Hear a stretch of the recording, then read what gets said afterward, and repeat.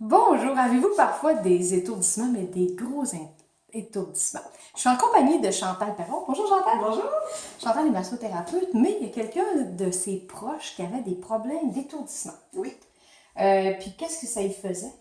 Ben, en fait, à toutes les fois qu'elle se relevait lorsqu'elle était couchée, donc elle se relevait le matin, OK. elle avait des étourdissements quand même là, assez importants à tous les matins. Donc, les changements de position lui créaient des étourdissements. OK. Notamment. Puis là, tu me dis qu'elle est allée consulter un merveilleux médecin Oui, qui a pensé lui faire des tests. oui. Tu peux-tu nous montrer tu peux-tu nous expliquer un petit peu l'histoire de la petite boule que tu m'as racontée dans l'oreille? Oui, Dans c'est tes ça. mots. Oui, c'est ça.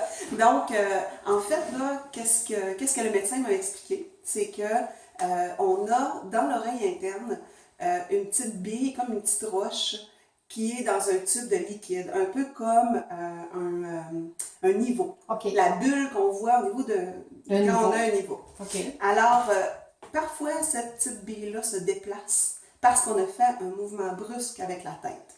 Alors, Puis c'est là qu'on est étourdi. lorsque une des petites billes est plus à la bonne place, mais là, les oreilles ont plus la bonne information, ce qui fait qu'on est étourdi. OK. Puis là, est-ce que tu peux nous montrer l'exercice Oui, bien sûr. pour justement aider dans ce problème-là? Oui. On va ajuster. Alors, la première chose, c'est de savoir dans quelle oreille la petite bille s'est déplacée. Pour ça, alors, on s'en vient comme ça en bout de table, on laisse la tête tomber légèrement et on se penche d'un côté.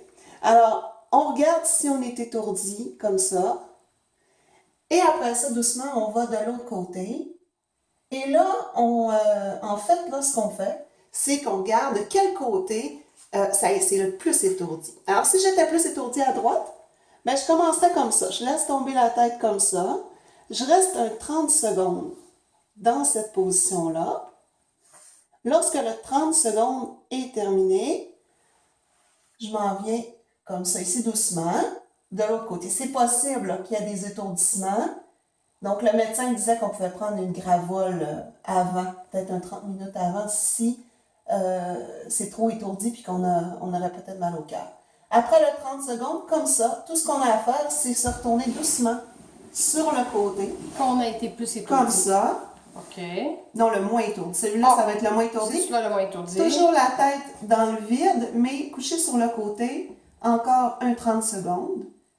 Et par la suite, ben là, doucement, on se relève comme ça sur le côté et on se rassoit.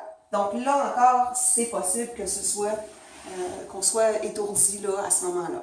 Donc, c'est sûr qu'il faut être patient puis attendre que les étourdissements cessent. OK, c'est quand même génial, Chantal. Ben, merci beaucoup pour le beau petit conseil. Bien, ça m'a fait plaisir. Puis les gens ils peuvent te consulter comme massothérapeute parce que tu fais aussi partie comme des enseignants de l'école MCAO. Oui, bien sûr. Bon, ben génial. Merci beaucoup. Bonne santé. Bonne santé!